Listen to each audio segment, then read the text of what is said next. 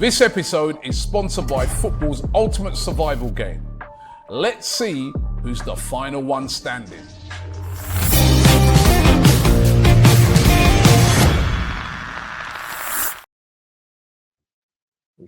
Mulimutia, and welcome along to Fourever Arsenal. We are here at the Serena Hotel over here in Uganda. I've got Lee Judges, the Silverback Warrior, as they've been calling him over here in Uganda. We're also joined by Curtis back there in the UK and Jack, the award-winning Jack, right, who picked up a Sports Journalism Award on Monday night. I know that. And by the way, big up to everybody.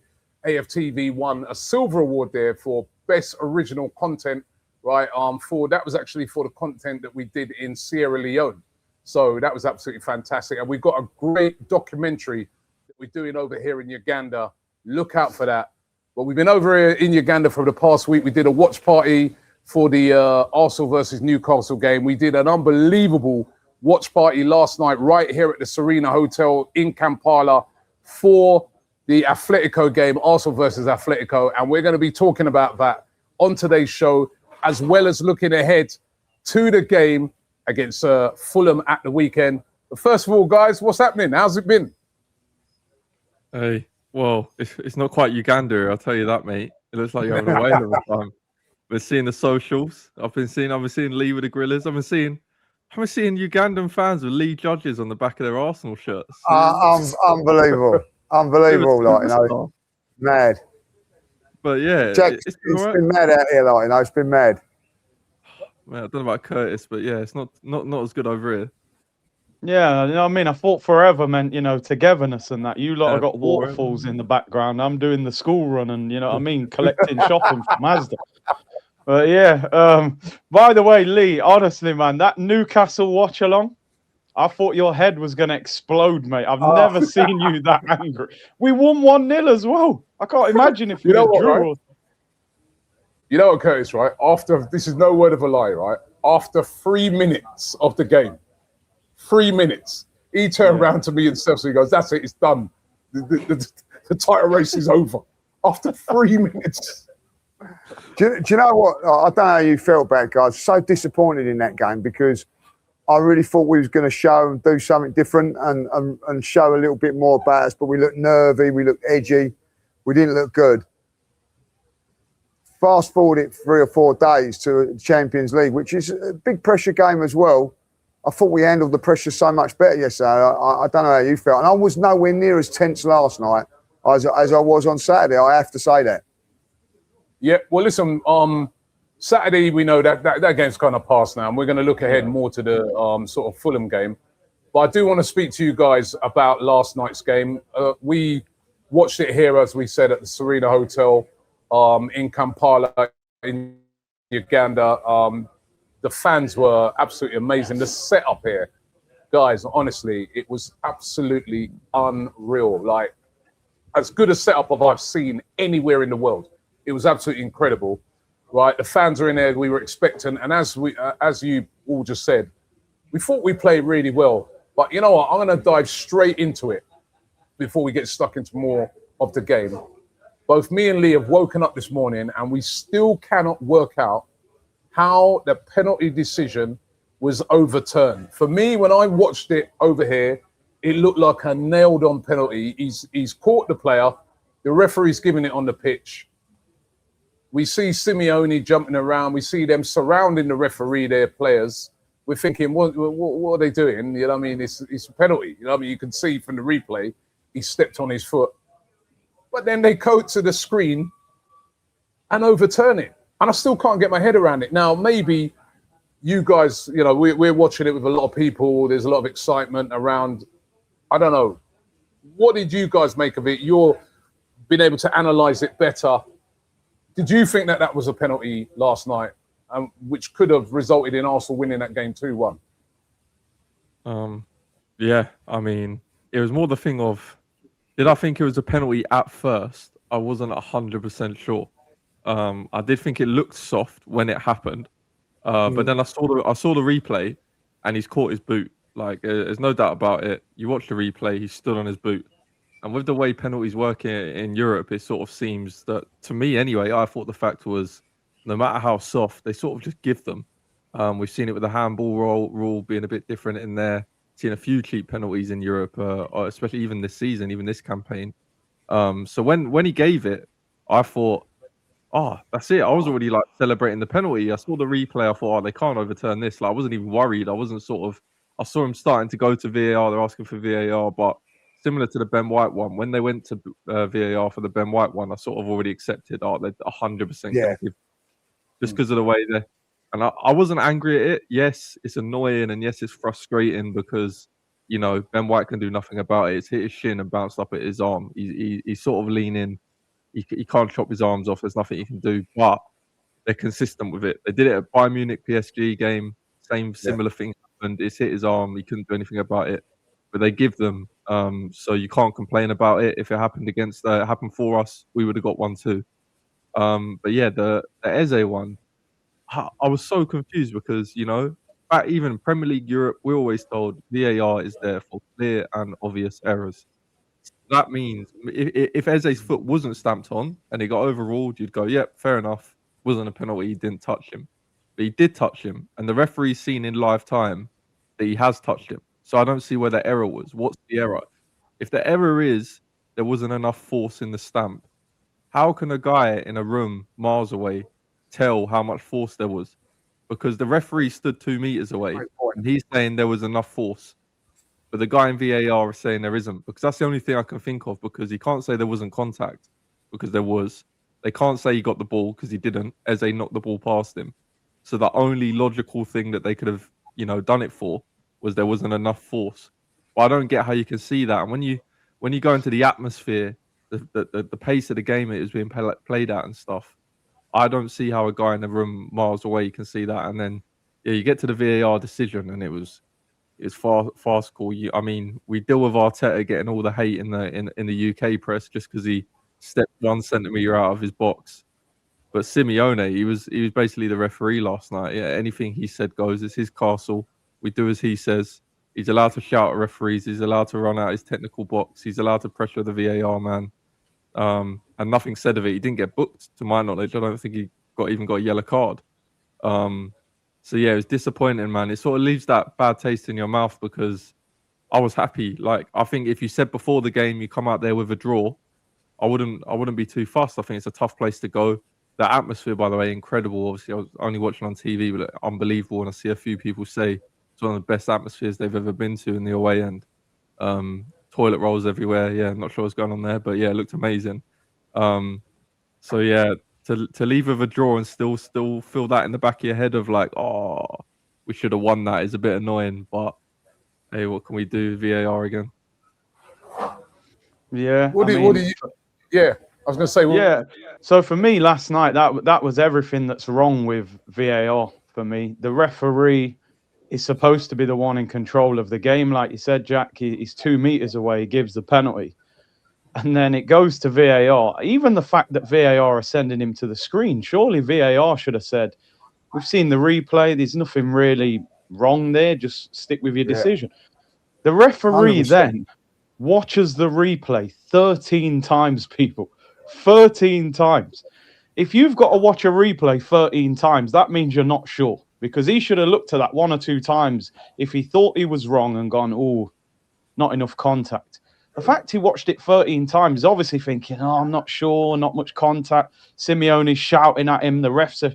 I think the referee bottled it, if we're being honest. I thought Steve McManaman was on commentary last night, and he said if Atletico got that penalty, it wouldn't have been overturned. You know, because exactly. That's exactly it's one of them home decisions, isn't it, that you would get at home. So, yeah, listen, I don't like blaming refs, but I think in such a high-stakes game, when I actually think we played well last night, I thought there were a lot of positives. The way we dealt with the occasion and the calmness that we showed, I think we've been done quite badly there. Because if we win that game 2-1, I mean, can you imagine how we'd have been feeling this morning? But I just hope they sort of can brush that off and still take the motivation from the performance. Yeah, do you know what? I actually woke up this morning more and more annoyed about it, because last night I was sort of overawed with the emotion of how well we played, particularly in the first half. I wasn't as okay. I'd have taken a draw, as Jack said earlier on. I'd have took a draw. I would have, and I didn't feel that bad. But I've woke up this morning, seen what Mikel Arteta said, seen us. I'm furious. I'm furious by that decision. When I actually come out and I see the contact, I say, well, that don't matter. They can look at it as much as they like. They ain't overturning this. And then it was incredible when they did. And in a semi-final of that magnitude, like I think it's incredible. You know, we've already had the harsh handball, which I accept because, again, not repeating what Jack said. You watch the Bayern Munich PSG game. If he's giving handball for that, they've got to give handball for that one. So I sort of knew that was. But I've never ever seen contact and it be overturned. I've never seen it. You know, why is it always Arsenal? Why is it always us? That's what really annoyed me. I didn't like Simone's antics yesterday. I've got to say, like, you know, attacking Ben White at half time and all that. It's all intimidating, like, you know.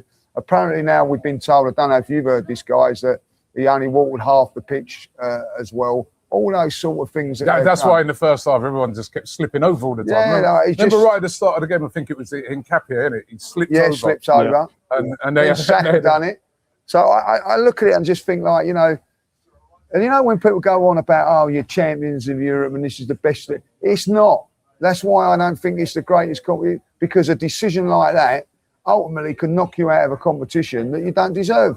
You know, at the moment, it's still on a tightrope, boys. You know, they could come here and nick a goal and defend really, really well, and we can end up losing 1-0. And we're all going to look back at what this was. And what makes it even worse is if it does happen, everybody else in the country will be laughing at us, like, you know what I mean? And that ain't bottling it. That's being cheated. Absolutely cheated out of a game of football. Listen, I'm proud of the way we played yesterday. I thought that first half was how to play a Champions League game in a semi-final. I know everybody's going on about the game before, but for me, that's how you do it. Defend, play well like that. And I thought for most of that game, we had good spells of control. So, listen, I'm so disappointed. But on the other hand, so proud that we can get back to the Emirates, and let's make sure we fuel ourselves from that and make sure we do the job and get it done, because they do not deserve to go through with that decision. Yeah, I think the same with Lee, right? All the tactics and everything that Simeone did worked. You know what I mean? Because, you know, I have never, ever... You know when the referee was going to them, listen, like when they surrounded him, first of all, you're not allowed to do that. They surrounded the referee. Yeah, that's true. The referee's there and he's going to them, listen, all right, we're checking it. I thought he was just doing that as if to say, just to calm him down. Yo, don't worry, we're checking it. I'm thinking, what are they checking? As soon as I saw like the first replay of it, I was like, well, hell yeah, he stepped on his foot. There's nothing to check. Then as it went on longer and longer, I think, hold on, what's going on here? Then they sent him over to the screen. I was in disbelief, absolute disbelief. And you said it, Curtis. I didn't even know it was 13 times. I just see the guy checking and checking. He knew he got it right the first time.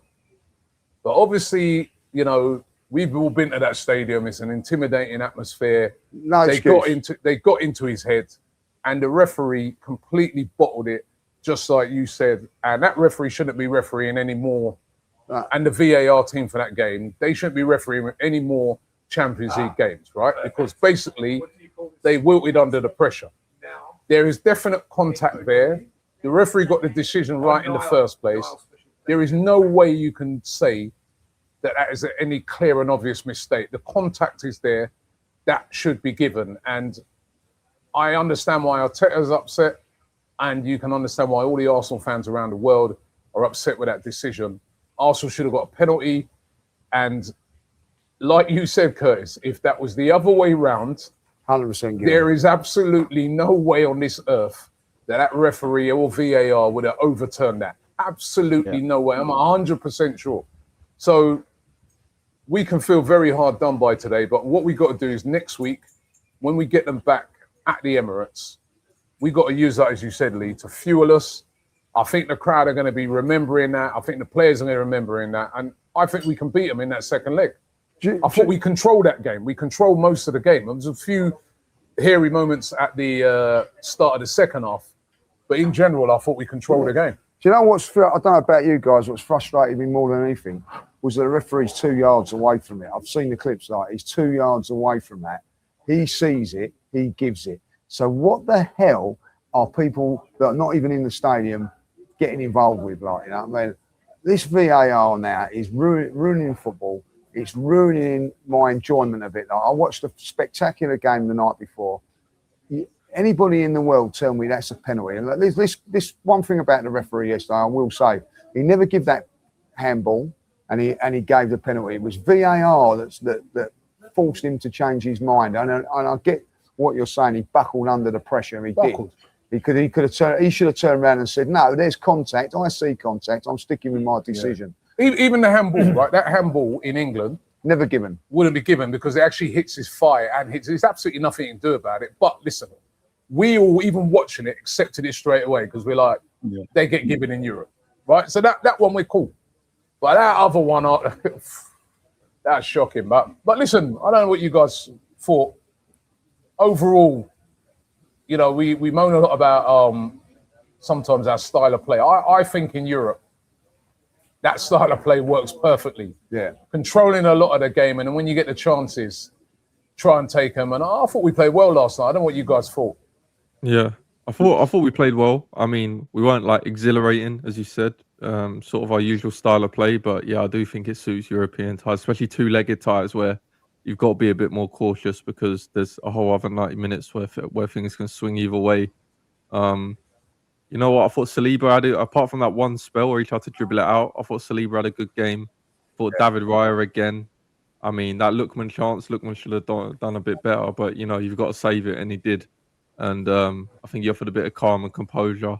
The front line again, though, I thought Madueke had a better game than I've seen of him recently. First half, he started off well. Gyökeres, there was that chance where, about 10 minutes in, when he ran the whole length of the pitch and sort of squared it off to Ødegaard, who probably should have done better. So it's good to see him sort of get a bit more involved again, probably more in the first half than the second. Got his penalty goal, what a penalty is, or both the penalties, by the way, Alvarez and Gyökeres, unstoppable. That Alvarez one, right? You didn't even see it, did you? Like, I thought the referee blew the whistle and he was already in. Yeah. You know, it's almost like Ray went, raw. It was good. Who was your man of the match yesterday, Jack? Man of the match? Oh, that's tough. Yeah, it's tough. I thought Declan Rice. Mine was Nketiah. Nketiah.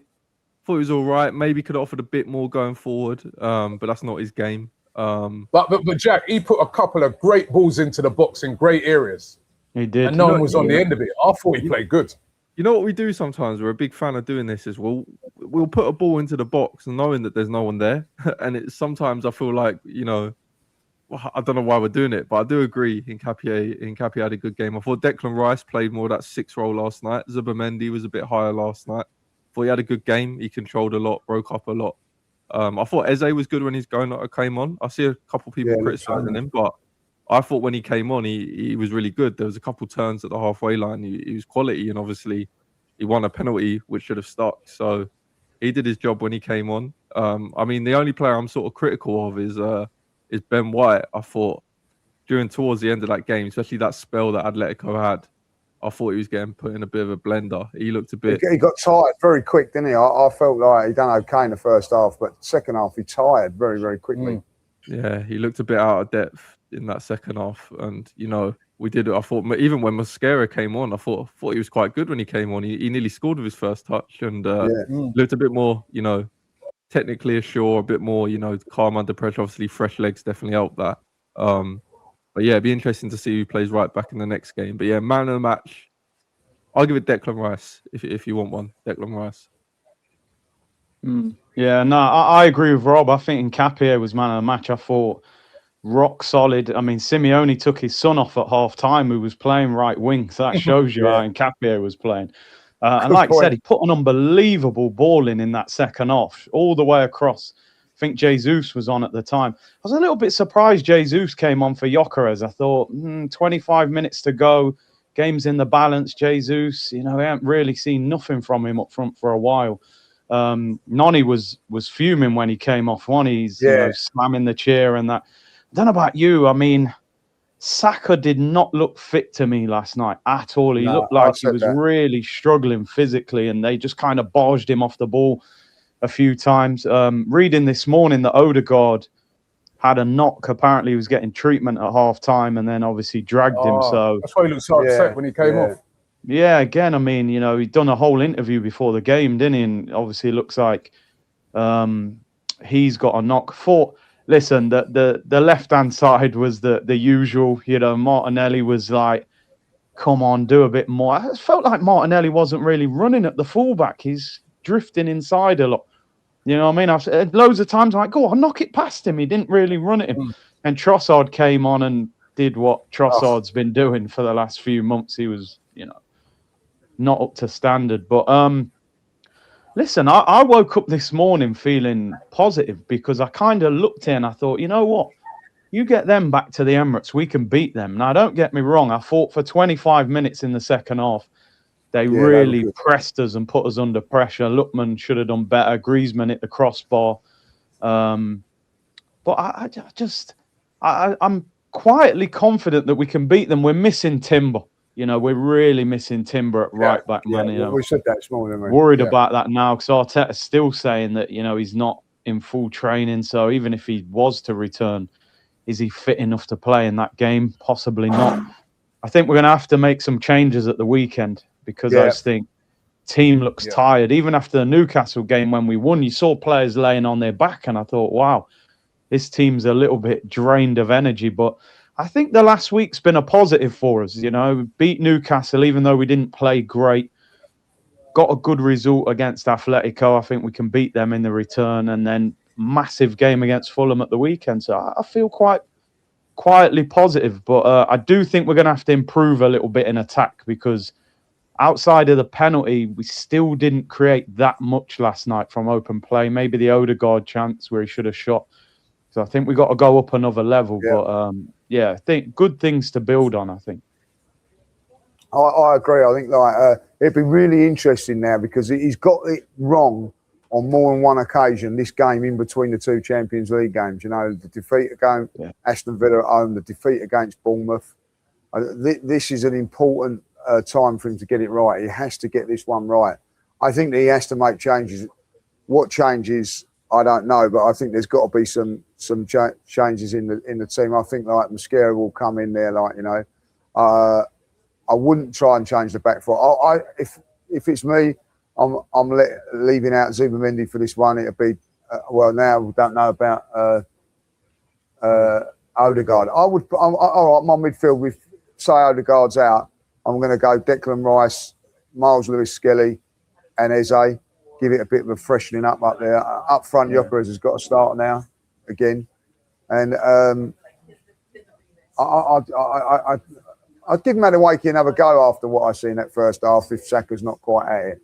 Probably, I don't know. We get to the Fulham game in a second. Just before we do, right, I want to ask you guys about the game that was the previous night. Unbelievable game. PSG and Bayern, 5-4, which was a crazy result for a semi-final. If we were to get past Atletico Madrid next week and we get one of them two, how do we get past them? I mean, they both look brilliantly in an attacking sense. However, you can also say in a defensive sense, both of them were shocking. I mean, but that's, if we do get past Atletico, one of them laying weight in the final, that'd be tough. Yeah, I think the key there is what Curtis said earlier, is that Julian Timber has to be fit, because I do not fancy going up against PSG's front three with Mosquera or Ben White at right back, because they have that individual quality where that will make a massive difference. They will just target Ben White or Mosquera and say, look, you're not at our level. Let's just run past you for 90 minutes. And it's tough when your players getting targeted, because not only will that, ruin whoever's playing right back, it means that our right winger, whether that's Saka or Madueke, are going to have to sit back for, the majority of the game because they've got to hold our fullback's hand. And we don't want to be pinned back by them. That's the last thing we want. But yeah, I mean, watching the game, it's the first 10 minutes I'm going, I'd rather PSG here. Bayern look amazing. And then you sort of get halfway into it and going, I'd actually rather Bayern defensively. They look really sloppy. Their fullbacks aren't great either. And then I sort of came to the end and I sort of went, sort of a flip of a coin. I think, if we're being honest with each other, I think they're both better teams than us at this point in time. It's going to be, I think whoever wins out of that are going to go into the final, the favourites. But I do think, in a one-off game where, defense wins titles, we're always told it could be something that plays into our favour where we just stay solid and nick a one chance. That is a game where I will have no issue with us having 2 shots on target as long as one of them go in and we win 1-0. That is not a game that I need to see expansive attacking freedom football. We can't go toe-to-toe with them. We got to be honest. And that's a quality thing. That's nothing to do with the manager. We can't expect, Martinelli and Madueke to do up a Kvaratskhelia, do a Elise Diaz number. And that's nothing the manager can control really right now. So I think it will be about being solid. I think we have to go into that game and say we keep a clean sheet and see what happens. You never know. We could get a random handball in the final and win it that way, and sort of rely on that. It sounds like you got to back your team, and I think we've got to be realistic as well. And I think we'd have a go at the manager if he went in there and tried to go toe to toe. And we saw what happened to Inter Milan. You'd say Inter Milan are a defensively solid team normally. Bastoni normally play with a 5-back, and they conceded 5. So we've got to be careful. I do think maybe the fact that we've played PSG twice now last year, and it was a close game. We didn't get blown out the water. We deserved to lose, yes, but it was close. It could, Saka chance right at the end at PSG Stadium that could have changed things up. Raya saved the penalty. There are a couple things that happened in that game. The Emirates, I remember Mikel Merino's equaliser at the Emirates was about this much offside. That could have made it 1-1. So yeah, I know we beat Bayern quite convincingly early in the season, but they were missing a few key players, especially Luis Diaz, Musiala. I don't know. I think maybe the experience, especially of our team that seemed to buckle to pressure a lot. I think the experience of knowing who we're playing against, knowing what PSG are going to do, knowing what their players like, could play into our favour. So yeah, I mean, brilliant game. Technical quality was something we don't see week in, week out at the Premier League. I think Company said after the game, he was like, look, you can complain about our defending, but what can we do? We're up against like the best attack in the world. Like we could put anyone there. They're still going to run past them. It doesn't matter how we set up. If Doué decides to dribble past 5 people, what am I supposed to do? So yeah, it was really entertaining watch. But yeah, I think I'd rather PSG. It might sound crazy to say, but I think mainly on the mental side, I'd rather PSG. Yeah, I mean that game, it restored my faith in football. You know what I mean? We saw some proper, attacking football. What a game!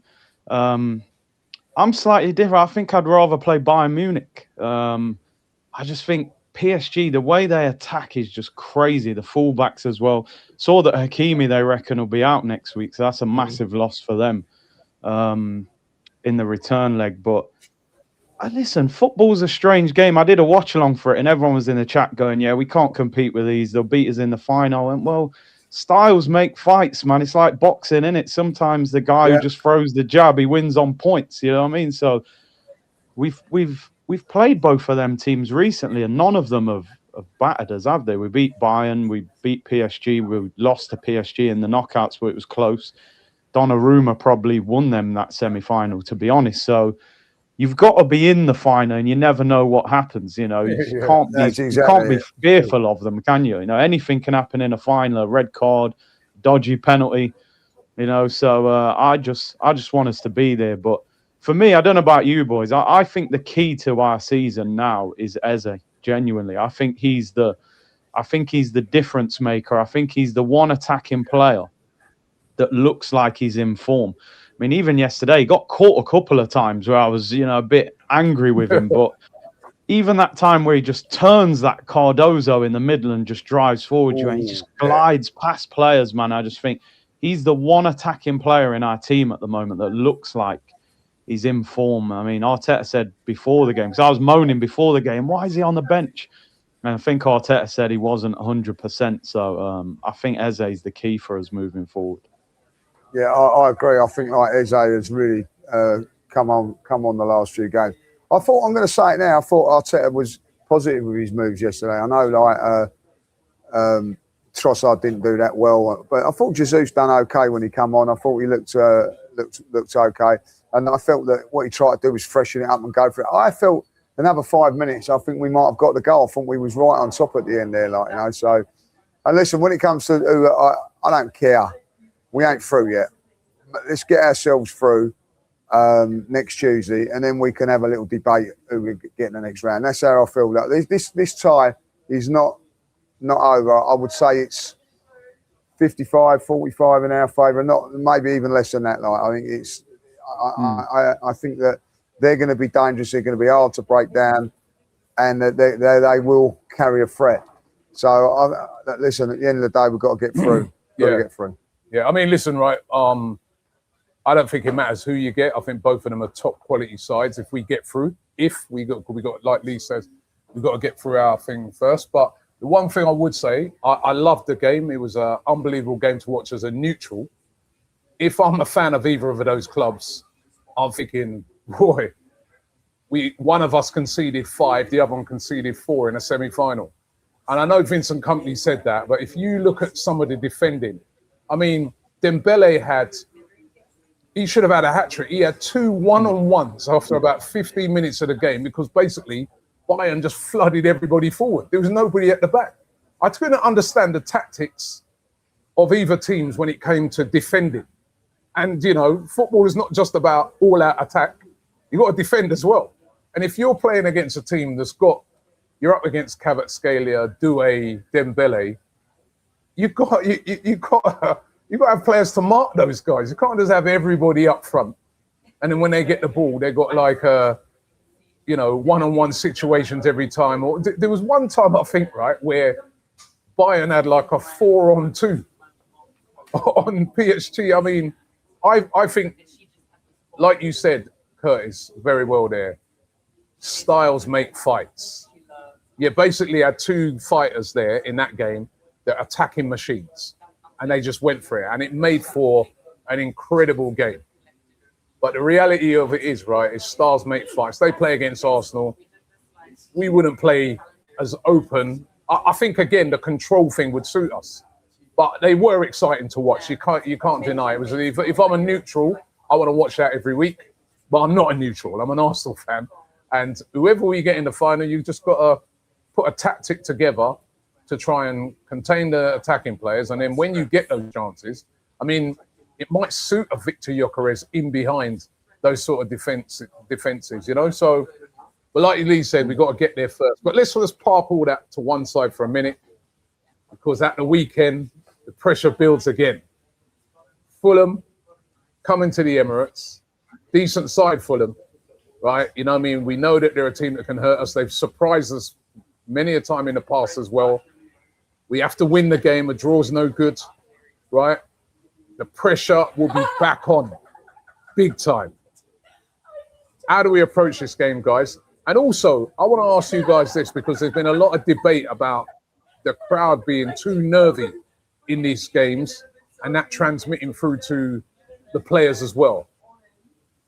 How are you guys with this game?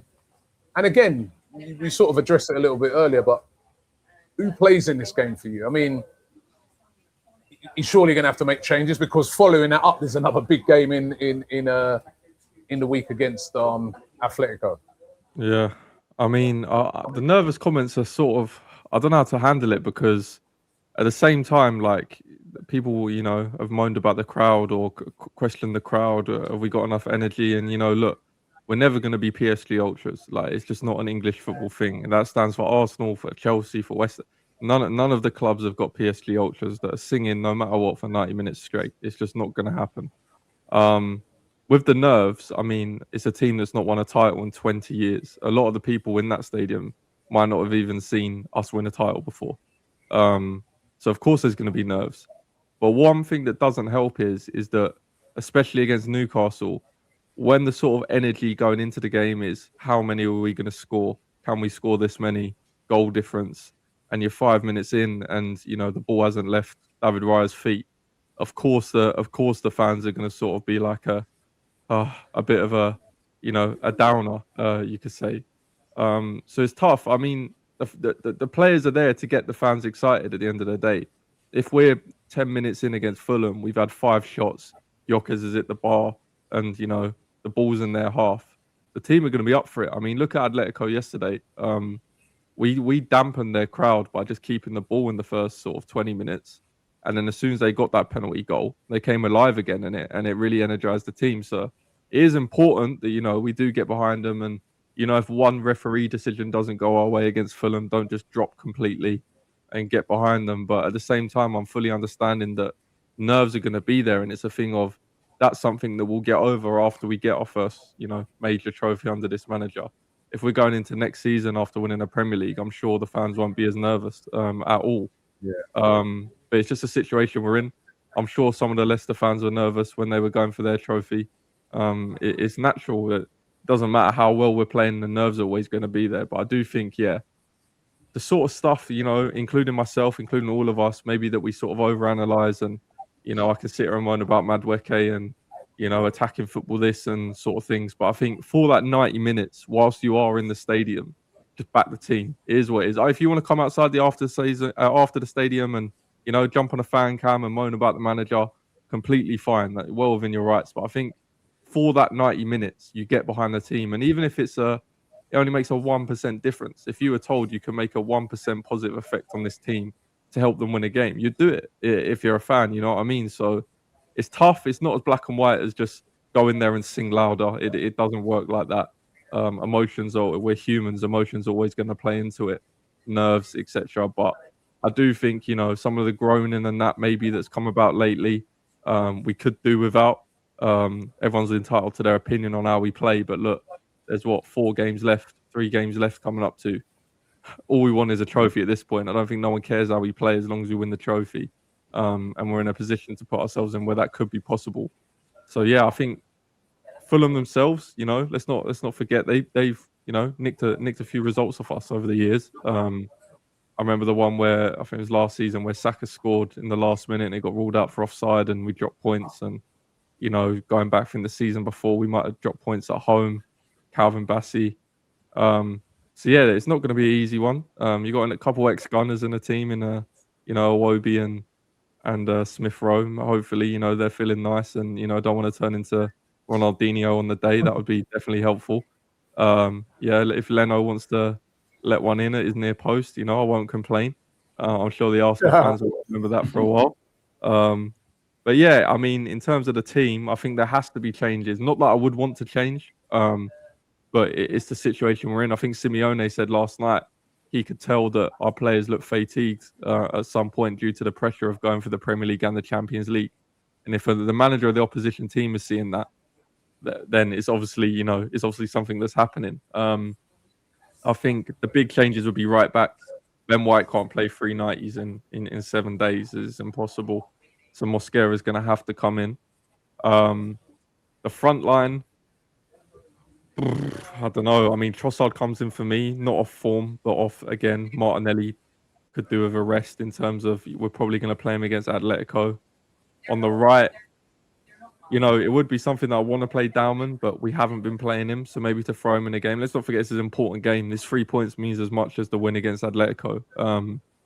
So I wouldn't mind Saka starting. If he could get 20 minutes in the tank at Atletico, maybe he could start this one, get 70 and come off and sort of be ready for a start for the second leg. So I'd go with Saka. And then, the midfield's the issue, really. I'm not sure. Do you bring Norgard in and then lose and then moan that we played Norgard? I don't know what you think, Curtis. Oh man, I mean, just first of all on that left-hand side, I mean, I'm kind of at the point I don't want to play Trossard or Martinelli. Could you play Jesus there, or could you do something else? They're both. It's like we're rewarding 2 players for playing badly constantly. Like something's got to change at some point. I agree with Lee. I would play Lewis Skelly in midfield. I think he's ahead of Norgard now. the manager clearly doesn't rate Norgard. He can say whatever he wants in the press conference. He's started twice all season. We were told it was a sensible signing. It don't look that sensible. I think Zubomendi needs a break. In terms of that, this whole thing about the crowd being nervous and, well, they are going to be nervous, mate, because a month ago you were 9 points clear and now, you're 3 points clear and they've got a game in hand. What do you expect? Like, you're only going to respond to what you're seeing. You only feel nervous if something makes you feel nervous. And we feel nervous watching Arsenal play football. So to me, the responsibility is down to the players.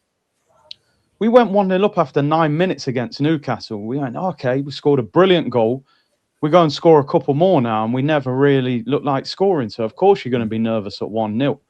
So I think the players have to take a little bit of responsibility and put in when's the last time we put in a really good performance in a Premier League game? Do you know what I mean? You've got 2 massive home games now, sold out crowd. I think they've got some responsibility to the crowd more than the crowd to them. 100%. So, yeah, I think Arteta's going to have to change the team. Like you said, Ben White can't play. Mosquera will come in. The midfield, yeah, I'd put Skelly in there. Does he play Calafiori just to get forward a little bit more? I don't know. Nketiah, he's playing really well. That's the problem, but just doesn't get forward as well as maybe Calafiori does. That's the only thing that he maybe doesn't have. I think Gyökeres obviously starts on the right. I mean, it depends. Saka didn't look fit to me last night, so whether he can start, I'm not sure. But on that left-hand side, he's got to do something, but there aren't many options. Max has hardly had a kick, has he, for weeks, not even coming on, so he obviously feels that the stakes are too high. So, yeah, we need a performance on the weekend. Listen, it'd be good if we could score a couple of goals and take people off, because, we play on Tuesday. It's a quick turnaround. So I think they really need to. Fulham are dangerous. They can still make Europe. They can get in the Conference League if they after beating Villa. So it'd be a tough game. But yeah, I agree with Lee again. And I was more nervous watching Newcastle than the Atletico game. I don't know why. I just felt a little bit, because there's a second leg to fix it in the Premier League. Yeah. I think one draw will probably cost us the league title. I think we got to win all 4 games. So yeah, the pressure's there. Yeah, exactly that. I think it is, like a draw's not good enough, guys. And I think that's where the pressure comes from. We have to go 6 points clear of City on Saturday night. There's no ifs, no buts, It would be lovely to do it with a 2 or 3-0 win. I look at our team at this moment in time. I don't see us doing that, guys. I don't see us, I think I can't remember. Someone tell me the last time we got 2 goals. I can't remember. It's all been 1-0s or 0-0. We haven't scored 2 goals for quite a while now. But we're going to have to, at some stage, click up front. I don't think this is the game to do. With the beat the judge in the William Hill, I'm actually going to go for Arsenal. I've gone for Arsenal because I think we've got to win. And that's how I see it, And this is the game that I fear. I think my frustration from the Newcastle game, because I knew that this game was going to be even worse, and it is. I just got a feeling that I think it's going to be unbearable Saturday. I do. I think it's going to be unbearable. I'm having a few pints before I go.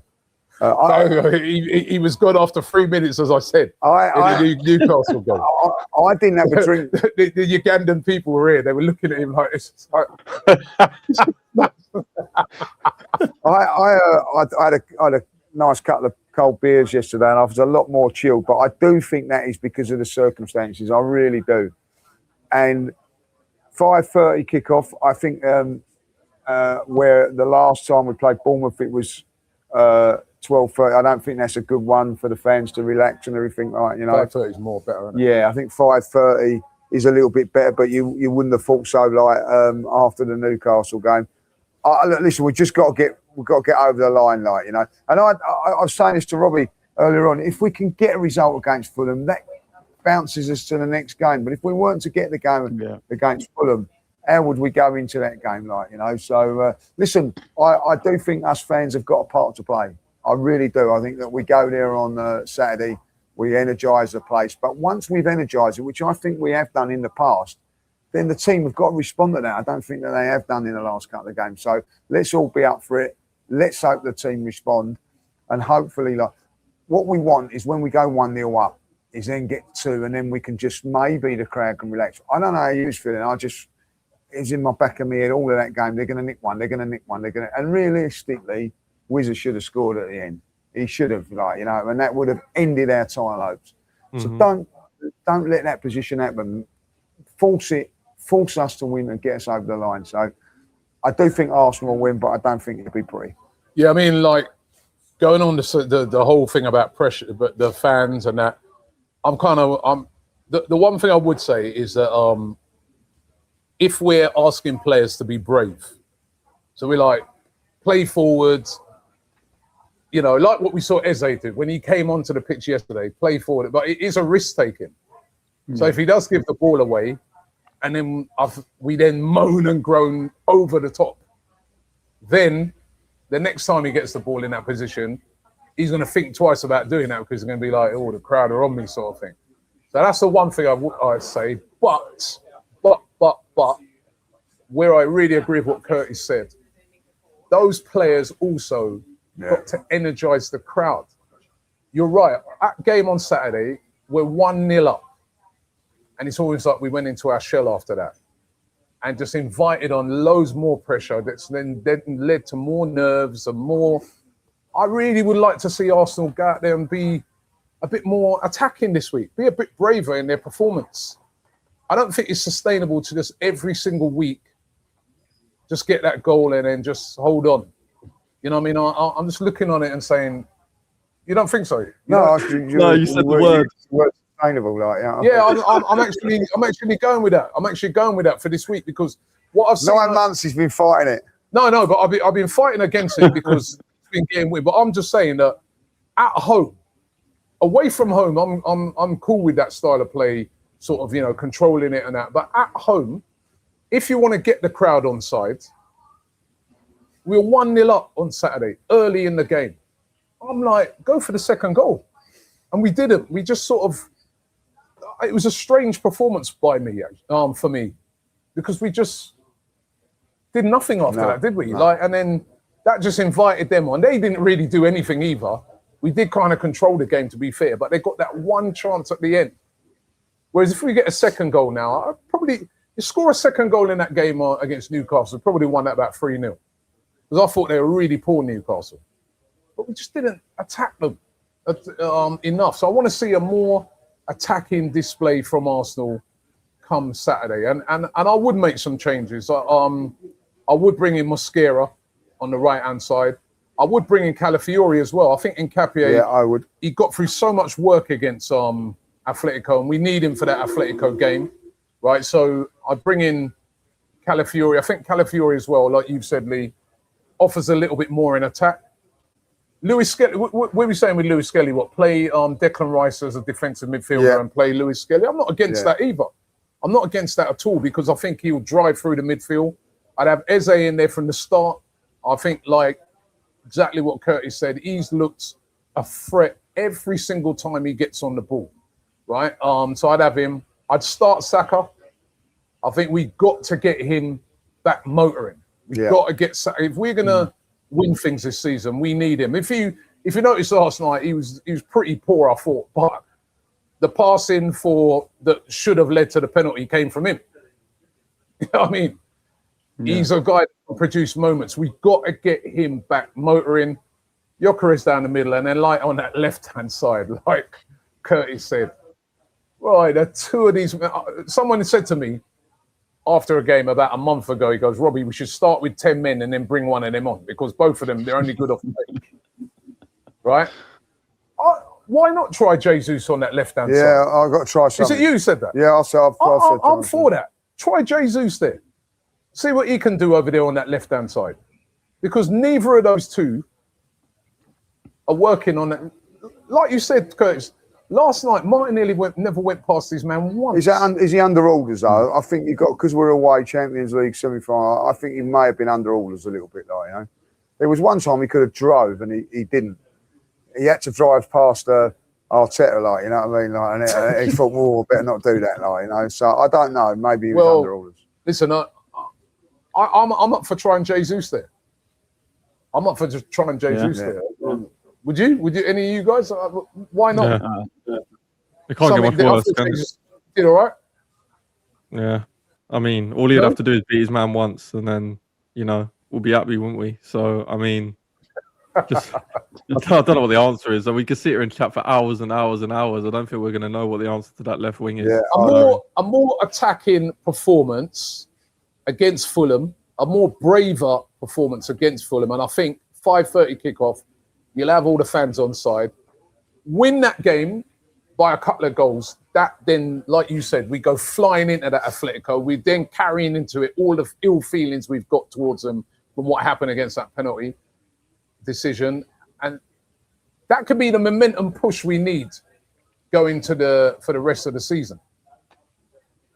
But this game is vital. It's really, really, when I really think about this game is so important because important for what it then gives us for Atletico. Yeah. And then important just in 6 points psychologically in Man City's head. They've got to go away to Everton. That's a lot of pressure on them. We saw even them get a bit of pressure on that Burnley game. They're under a bit of pressure in that. It weren't really the normal City, was it? Normal City would have beaten them about 4-0. Got to get those 6 points clear, man, and put some pressure on them. Got to. Do you know what? A couple things just quickly, right? We have to take this opportunity. I don't know if you've seen Pep this week. They're complaining, aren't they, City, about fixture congestion. So, we've got to put them under pressure now. The FA Cup's now sandwiched and they've had to move the Bournemouth game away to midweek. Pep's complaining. So we've got to keep them honest now and say, look, if you're going to win this league title, you've got to win every single game. You can't slip up against anyone. Yeah, exactly. On top of that as well, Simeone's been rotating in the league. They're 10 points clear of fifth. So he's probably going to rest half of his team at the weekend. So if we can score a couple of goals, take one or two players off with 20 minutes to go. As you were saying there, Lee, we haven't scored 2 goals since the 17th of March in a game. It's now the 30th of April. I was by Leverkusen at home in the Champions League. So, you know what I mean? That's crazy for a team trying to win a title in a Champions League. They've got to find a way to get out of that. So, we've every time we've got a chance to put pressure on City, we haven't really done it. So, it's vital that we play well this weekend. We're going to get a predictions. Let's look at the prediction table. I think here we go. Lee's still on top. Jack, second place. Hey, hold on, didn't I get... Nah. What, we got the 1-1, didn't we? Nah. Well, we all said 1-1. We all said 1-1, but we didn't really put it down, did we? There weren't no. We didn't really put it down. Well, Jack, what's your prediction? Jack didn't predict. We didn't put it in the group. What was your prediction for yesterday, Jack? Oh, it was 1-1, mate. Oh, well done. There you go. Yeah, there you go. Hey, I don't know how he's complaining. It'd be bottom anyway. Even if he got the points, it'd still be bottom. Yeah, because I put 1-1 on the social. The pair of them are just desperate not to have the wooden spoon, Jack. That's fine. All right. Let's get our predictions then for Arsenal versus Fulham. 2-0. It's funny, you went 2-0. He just said we haven't scored 2 goals since. When was it? 17th of March. It's got to change sometime, hasn't it? Yeah, it's exactly what I was thinking. 2-0, and I haven't predicted it for a while, so I'm sticking to me guns here. 2-0 to the Arsenal. I'm gonna go 2-1. 2-1. Aye. Lee, I'll stick with you. You're top of the league. 2-0 to the Gunners. Come on, mate. Curse, you're my man. 2-0. 2-0. I have to go something different. Go on, then. What are you going for? Go on, go big, Rob. Yeah, we ain't scored 2 goals since the 17th of March. Go 4. 3-0, man. Ah, 3-0. No. Yeah, man. look 3-1. Go on. He's pulled out. 3-1. 3-1. No, we should. 3-1. No, you know what? 3-0. 3-0. Believe in the defence. Fuck it, man. 3-0. Here I've you got go. nothing to lose, man. 3-0. If it's 3-0, I should get double points. Yeah, I'll tell you what, we'll give you 4 points.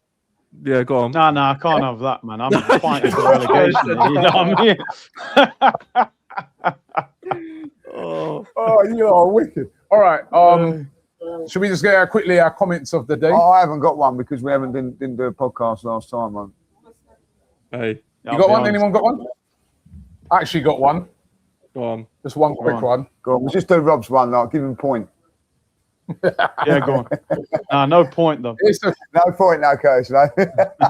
You know what? This one's a real simple one. It's from Robert, who says, "Thanks AFTV for coming to Uganda." There you go, right? love. And I just want to send big praises out to these fans over here. They've been unbelievable. If you guys saw the setup that we had here yesterday at the Serena Hotel, honestly, it was unbelievable, Curtis. Like a mega screen, serving us cocktails whilst we were watching the game. Like I'm telling you, it was unreal. It was. To be honest, Rob, I'd rather not. Yeah, we're getting like, you know, we're dumped Cecil, and we're getting the old Forever Arsenal guys out. Like, what do you reckon? Yeah, This, you know what I mean? This guy's talking about hospitality and that. You know what I mean? I'm looking for bread in Asda. You know what I mean? We're talking about Serena Hotel. Oh, mate. It was unbelievable. I heard you met a famous man over there, mate. I've been seeing on the socials. Potential Bukayo Saka might be out there with you. Saka, Yeah. Unbelievable. We met the Saka lookalike yesterday. He was on the watch along with us, right? He was a good guy, man. He's a good guy. He actually travelled, right, yesterday. This is just to show you the dedication of these fans here, yeah? He actually travelled about like a 6-hour drive yesterday to get here. Wow. And then when the game finished, he had no way of getting home, right? And I'm pleased to say that AFTV helped him to get home, right? But listen, he was brilliant. And the fans here were fantastic in both the watch-alongs we've done. Unbelievable. Absolutely unbelievable. I know, Lee, you've had the silverback warrior. Silverback warrior, they call me now. Like, you'll see that. Like, I've actually people walking past calling me the silverback warrior. It's unreal, like, you know what I mean? Why, I don't know. You'll see when the documentary comes out later on that he's far from being a silverback warrior. But it's been great fun over here. But we will be back. We'll be back in the UK for the game, Arsenal versus Fulham. So looking forward to that. But guys, thank you very much. What should we do for it? By the pool? Well, I think we should go by the pool now. You enjoy Asda's, Curtis, and we'll go by the pool. Yeah. Cheers, mate. Cheers, boys. Take care. We're back. We'll be back with a regular show on the weekend after that Fulham game. Of course, looking back at the Fulham game and looking ahead to that big game against Atletico Madrid. This is a big week for Arsenal. Big weekend. Fulham, massive game. Then Atletico. It's all business end. Business end. Jack, thanks. Congratulations once again on that award. And Curtis, get your bread, bro. We'll see you soon.